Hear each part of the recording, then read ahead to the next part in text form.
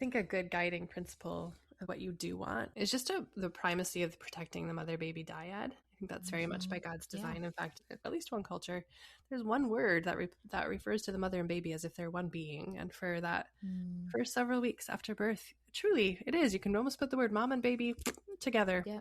And it's, you are one. You are still very much your baby's home, your baby's native environment, like that. That connection being maintained is really, really vital. And so that can become a bit of a sorting tool when you keep that in mind. Like, for instance, if you have this auntie who can't wait to get over because she can't wait to get her hands on your baby, right? Then that's not protecting the importance of that mama-baby dyad.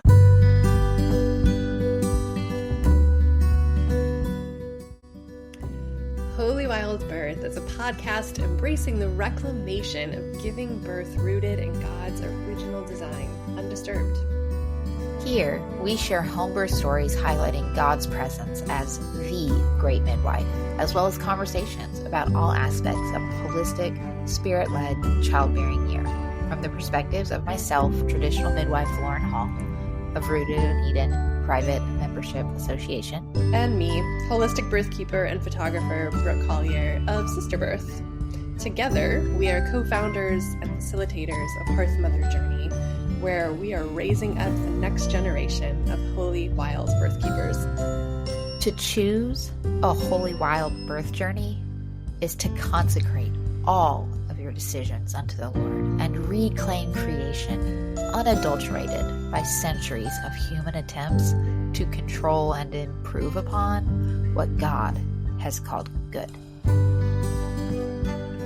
Please remember that birth is not a medical event, but a natural process, and we are not your care providers, so this should not be taken as medical advice. Okay, hey there. Hello. We're here to answer another Q&A, and it's not a verbatim question from a listener, but it is a theme. So this is an amalgamate. Is that the word? Question? I think so. I think. And it has to do with this topic of boundaries postpartum, essentially. But the question is something like this. Like, I have a mother-in-law and a mother who are very eager and keen to be around, to be present, to help in the wake of our birth. And we want them to be part of things, but also there's some layer of discomfort or worry that they're going to kind of like crowd in ways that don't feel welcome or that feel a little bit too much. And how do I handle that? It's such an awkward conversation. I don't want to hurt their feelings, and they are their grandparents. And what do we do about that? And so that's the kind of the question we wanted to dive into together today, right? Yes. Yes. I'm sure a lot of you will relate to this. It is a very real thing. You hear it so often. It's a question I hear so often with, and maybe it's not a mother or mother-in-law, maybe it's well-meaning friends or just even, I just don't want anybody. It has nothing to do with the people. I just don't want people in my postpartum space immediately. What does that look like? How can I honor my elders and my culture and the people around me while also protecting, my space and this precious, vulnerable time that you're meeting your child? And so first, I just want to say, it's right and good to have boundaries. And we can communicate them really well with, peace. And, I was thinking about this, I thought of the scripture, Colossians 4:6, let your speech always be gracious, seasoned with salt, so that you may know how you ought to answer each person. And so, we can move in graciousness and still have, let our yes be yes and our no be no. We can still move with directness and that be good and right, and still be offering blessing in the midst of that place of setting up boundaries. And it doesn't make you a bad Christian or a bad daughter or bad daughter-in-law or a bad friend or whatever to have a boundary. It's good and right, and in the same, if it is possible, as far as it depends on you, live at peace with everyone. It's Romans 12:6. And so when we think about this, it's how do we communicate those boundaries? First, I just want to lay that it's right and good to have a boundary. But then how do we set them? And the thing I always teach, and we may have even just said this in the last podcast, but in case you didn't listen to that one, boundaries are about what you are going to do, not what they are going to do, or not the standard or the rule that is being set. The boundary is about, this is what's going to happen when this occurs. So when I go into labor, or when, like I will be when I have the baby, I will let you know at day 2, where I will let you know when I'm ready for visitors. I will let you know when this. It's not saying, I'm not going to be taking visitors or you can't come over. There's a way of saying the same thing by saying, this is what I'm going to do. I will let you know, I'll extend the invitation. We're so very excited about this baby. I know that you are, and we're so thankful for your support. We are looking for privacy in this time. We are looking for a specific, whatever is your why. What are you trying to cultivate? I would say you have to set a boundary from the place of like what you're for, what you're wanting, what's your goal versus what you don't want. Mm-hmm. Because when you start setting them up of, I don't want this is not okay, which is still, it's not bad, like to recognize what you don't want.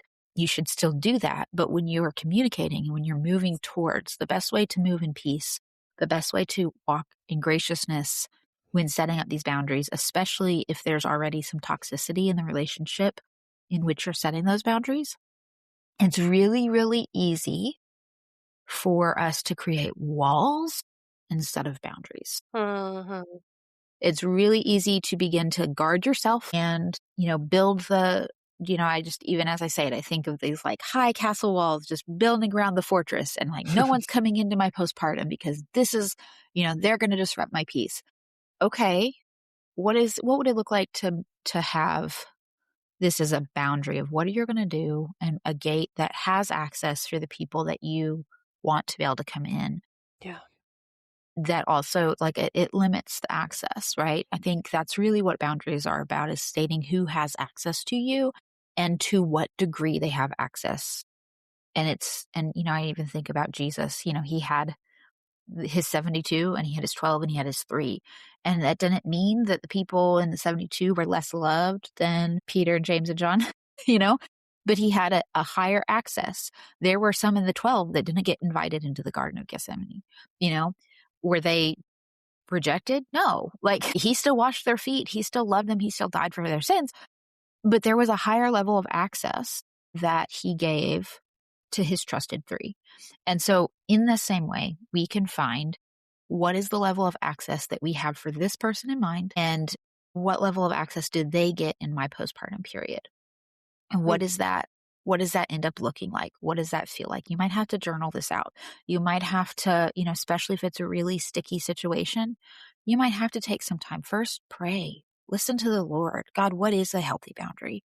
How do I not create walls of division, but appropriate levels of access and lack of access? What does that look like, God? Help me to move in peace. Help me to be gracious but seasoned with salt. And then move from there to set up that way in peace. Yeah. So good.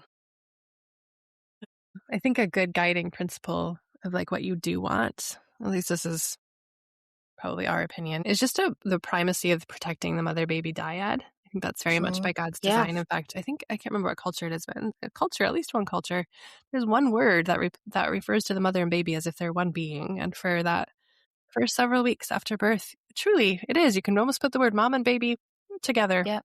And it's, you are one. You are still very much your baby's home, your baby's native environment, like that.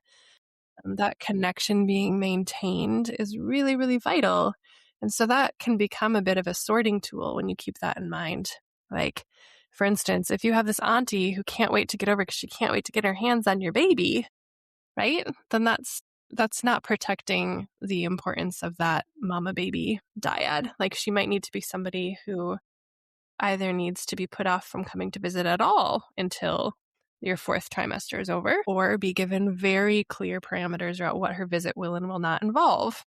Because and I have found if you'll explain in this humble way, like, what I've recently learned? I've been learning about how God made it so that a mom and baby being literally skin on skin and connected pretty much around the clock is so important for my baby regulating all their systems, for our bonding, Yeah. for them learning to nurse.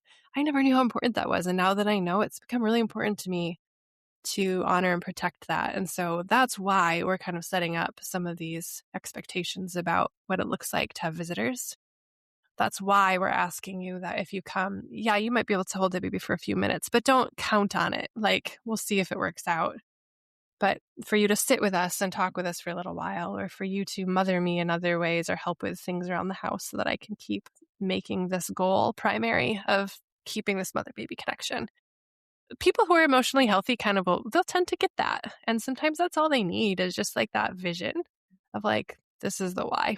This is why this matters.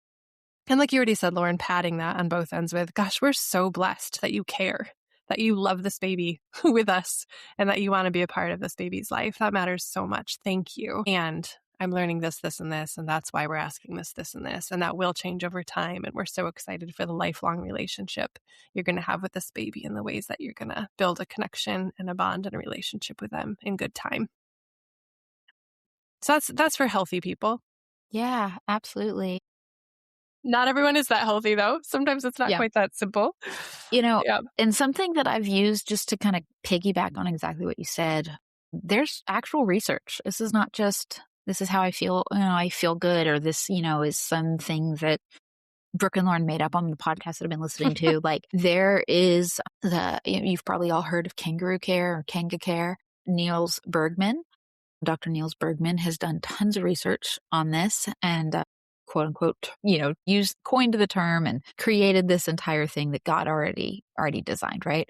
But his research is really fascinating that he talks about it takes 20 hours of continuous, unbroken, continuous skin-to-skin contact for a mother's brain to properly wire and attune to her baby. So this is from birth to, a complete continuous 20 hours of that baby not leaving your chest through sleeping and waking and feeding. Your brain begins to learn baby's cues in a certain way. It establishes this synchronicity in your brain. It produces the necessary hormones. We all know there's so much neural pathways that are built and rewritten in the stages of postpartum. And this is the trigger. It's that skin to skin. And it's also of developing baby's brain. It's firing and wiring those neural networks for them around specific emotional and social intelligences so that they have the ability to feel safe in their body as they are going through the major transition of being out of your womb. All they've known. They've been alive in there and all they've known is you. And to make that transition, because they don't actually know they're separate from you yet, to make that transition for their amygdala to be a lot gentler. Yes. This 20-hour principle they've seen, and it takes 20 hours of continuous. And actually, Dad needs it too. He needs 30 minutes though. I mean, look at God's imprint in what is needed in this postpartum. We can see that Dad needs some neural changes as well, but it happens in 30 minutes of skin to skin. And so in that first day, especially, this time is so important, right? Yeah. It's so important to protect this space for long standing reasons. And, we can talk a little bit more on a different podcast around what that looks like if that is disrupted with, emergencies and all those things. I want to stay on topic with the boundaries here, but I just want to give you that little bit of like solid, like research backed journaling, in the peer reviewed journals, all the things. This is something that you can stand on and be like, I heard about this. I really want to set up my own postpartum and my baby's brain for this. And so this is what we're going to do. Do you want to support that in any way? What does it look like that you might be able to support that? And find out if even giving the olive branch of this is my why might allow an open door into healing, even a relationship where they're like, oh, that's what you want. Cool. Well, what can I do to help care for the 2-year-old and the 4-year-old so that you get to do that? You'd be surprised when we start really explaining our why and building boundaries instead of walls, that sometimes people are far more open than you expected, assuming that there's help on both sides, Yeah. And along with that, I think it helps like a mom like that to know that, oh, these first hours or days are really critical. After that, there is hope and expectation that I will get to cuddle my grandchild. I'm not being cut out of their life. This is just a temporary, it's a phase that we need to honor. So yeah. And we can put a quote to that research in the show notes for you guys too, in case you want to cite it. Yeah. So that's an important thing. Another thing that comes up for me when I talk about boundaries with clients after having a baby is I always warn them about milk day. Like the day your milk comes in is like a really wet day. Like the same hormones that bring your milk in tend to also bring in tears for a lot of us. Not everyone, definitely not everyone, but it's just a good thing to be aware of. I have consistently found that people's capacity to have guests and visitors around is a lot lower that day. And I think it's just, there's such a dramatic hormonal shift going on. You're going to feel really like raw, open, sensitive. So if anyone is going to come, I am always advising my clients, those people should only be the safest people. Like the ones who you can cry in front of and be messy with, or no one, Yeah. And you can't always predict which day will be milk day, which makes this a little bit tricky because it's usually within a little protect window. That first week. Yeah. So it's just err on the side of protecting that week, or just giving yourself permission to say you had it lined up that your mom was going to come over to meet the baby. And then it turns out it's milk day, just to be like, oh, mom, I thought I could handle it today. And it turns out I'm not in a place to have a visitor today. And I'll love you and I'll reschedule with you soon. It's okay to change your mind last minute like that too. Yes. And ask for what you need in the moment. I see a lot of moms try to pre-plan out in excruciating detail who's going to come when, even before they've given birth. Yes. Like we're going to have mom come on days 2 and 3. Then mother-in-law is going to come on days 3 and 4. And then we're going to open it up to the siblings on day. I'm like, you don't really know what it's going to be like till you get there. Yeah. So I think the more important thing to communicate while you're still pregnant is just this why, the spirit of it, and like your overall vision and principles guiding it, and then ask for their flexibility. Ask for them to be willing to possibly have those plans shifted a little bit as your body and your baby and your healing process dictate. Yeah, absolutely. And I would, as you were talking about like the scheduling of days and things, I think it's okay if you're scheduling the help that is coming in those ways, but I would only be scheduling the help if anybody's coming to help, that they have clear understanding of the boundaries of like, this is to come and do, these chores or to hang out with the older kids, or it's not to come and hold my baby. Unless I ask you for that, like maybe I want to take a shower without the baby or something like that.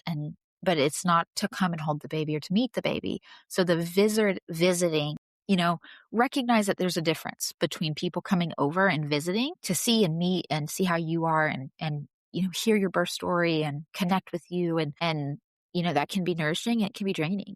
And that's different than, having a postpartum doula show up, or having these people that are your friends that are going to faithfully come to serve. And it's okay to schedule that out.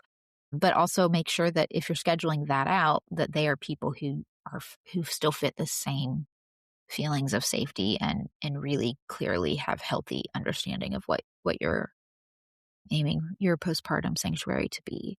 And I even encourage you to call it that, a postpartum sanctuary. Like that is what I set up, is a postpartum sanctuary. It sets inside of you and your husband and the rest of the people. Like I'm setting up my postpartum sanctuary. There is just using that word sets a different tone for people to understand how holy and sacred you're making this. Not that you're making it, but that you're recognizing that you're honoring the sacredness of this, and to shift that understanding again, just sharing your why. And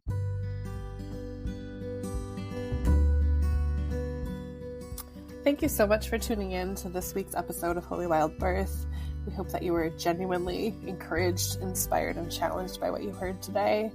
If you're loving what you hear, please make sure that you share it. Leave reviews. That helps other mamas find this content as well. And don't forget to read the show notes, okay? Because that's where you can find our email address if you want to reach out to us and start a conversation. It's also where you'll find free offerings as well as invitations to work with me and or Lauren. We can't wait to get to know you. See you next week.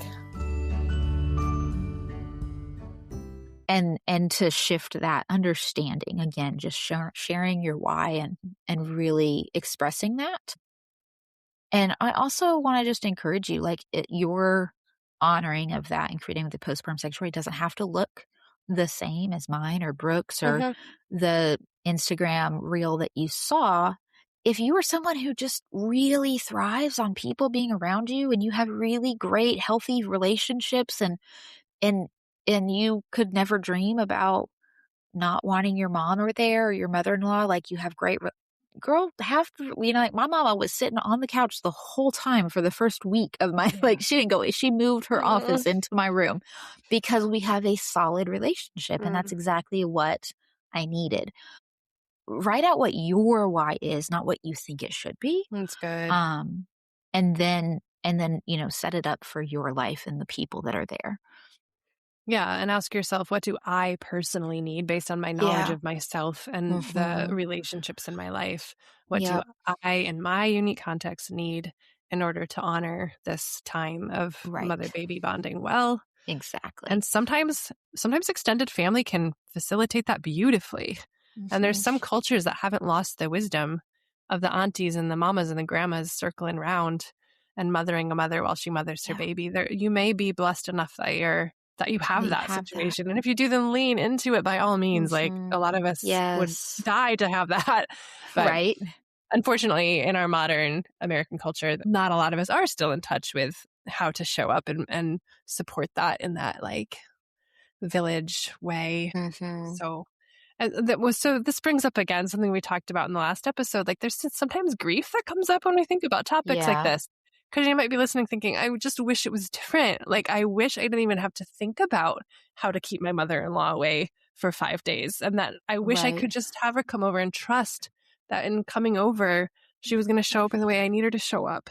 But I can't. And it's sad that I can't trust her to not come in and just take my baby. Like, and so if you have feelings about that, you would feel your feelings too. Like that's valid. And like find a place to talk them out with someone. Talk to if you have a midwife, talk to your midwife. If you have a doula, talk to your doula. If you have your best friend, whoever, like it's okay to verbally process this out, share these things with your husband. And who are going to be the people in that space that can protect this and like enforce the boundaries and remind you what you said you were going to do when those things occurred, or be the one that's going to be the enforcer of the boundary. It might need to be your husband, and that's okay because you might be in a very delicate, vulnerable space. And depending on how the relationship dynamics already are, it's okay to lean in on someone else to be able to be that for you. That's good. Yeah. And sometimes just in general, when having boundaries, when you're married, I think a good principle often is for the husband to deal with his relatives directly and have the conversations, and you to talk with yours. There's exceptions, of course, but it's often easier for your husband's family to hear things from him sometimes. So don't be afraid to have him play that role. Have him do that. Yeah. And, in some of the places where maybe there's not a big thing. Maybe there's not like a whole long, really strong boundaries that need to be placed. Maybe there's not a lot of toxicity, but you're just like trying to, okay, cool. I'm really open to some people being here, and then maybe I won't be, or I might only be able to handle so much of that person for so long. And maybe it has something to do with them. Maybe it has nothing to do with them. It's just, that you're going to have low energy, or that you really want to be alone, or whatever that looks like. I always encourage my couples to come up with a code word. And what that might look like is, I do 2 things. Like, if you're going to have visitors, I would live in a robe. There is something different.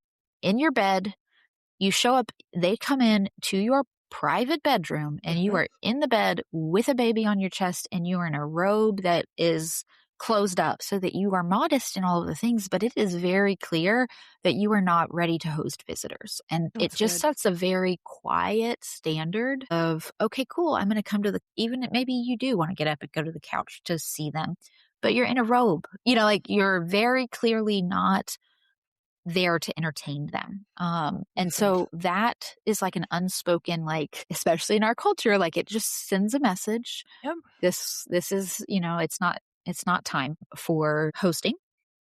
And the second is to have a code word. And normally, I encourage it to be something that maybe not a lot of people would know about you. Like if you would never ask for pineapple juice and your husband knows that, but most people don't know that you hate pineapple. It's not like something that's well known, like if everybody knows you hate pineapple, you have something else. But like if there's something that you wouldn't ever use this really, and you'd be like, hey, love, I'd really love some pineapple juice, or could you maybe a pineapple, salad or whatever it is. And he's like, she said she didn't want to drink smoothies during the pregnancy, like during postpartum. She's asking me for a pineapple smoothie. She said no cold. This is a code word, like if you're asking for a smoothie, it's because you actually are ready for them to leave. And then he's like, okay, cool. Yeah, I will be happy to make that. In fact, why don't I help you get back to bed and I'll get your smoothie made and, and we can sit, just kind of wrap up here. And then he's the one sending them out and nobody's the wiser that it was actually you going, I am done. I'm so done. That's great.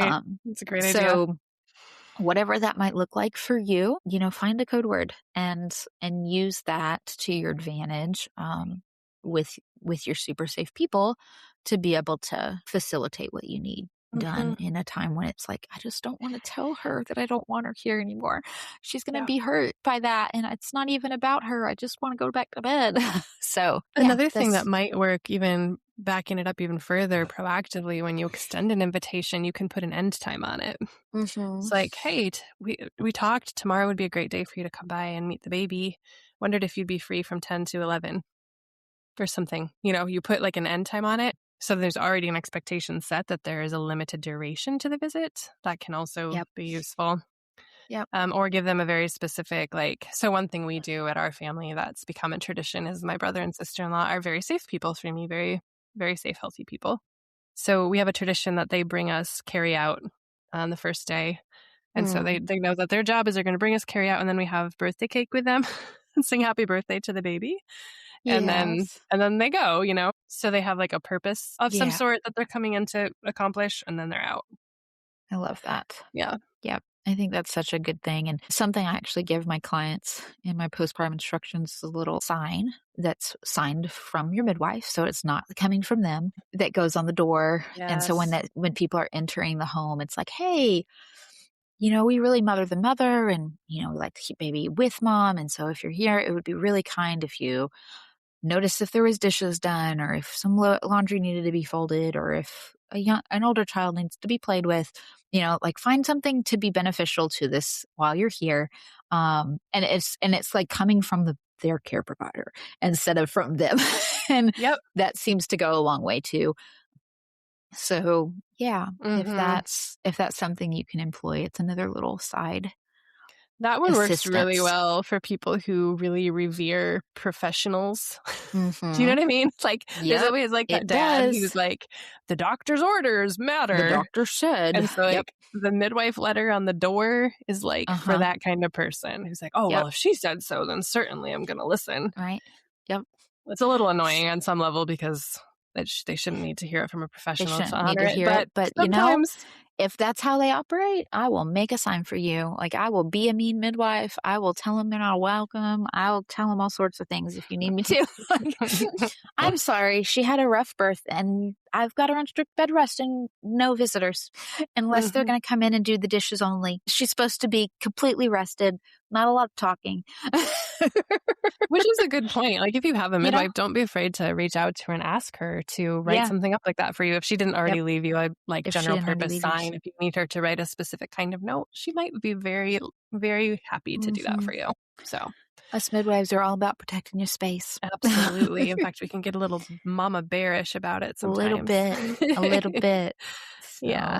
Yeah. Well, is there any other last minute thoughts you have for boundaries in the postpartum? Just what I thought about the why of it is, I think it's an important part for our husbands too.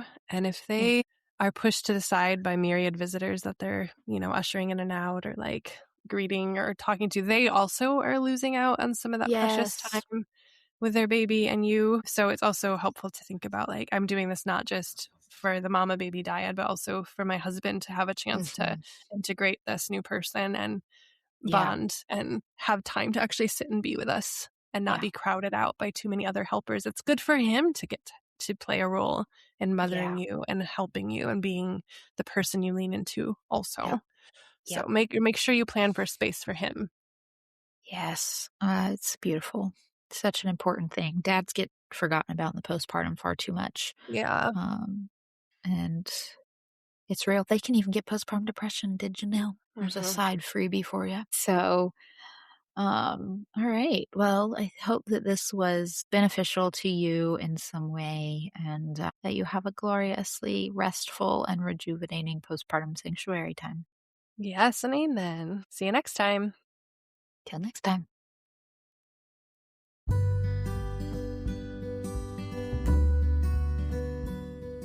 Thank you so much for tuning in to this week's episode of Holy Wild Birth.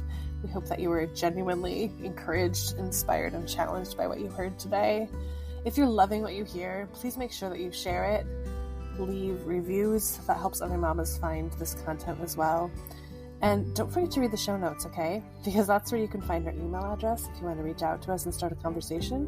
It's also where you'll find free offerings as well as invitations to work with me and or Lauren. We can't wait to get to know you. See you next week.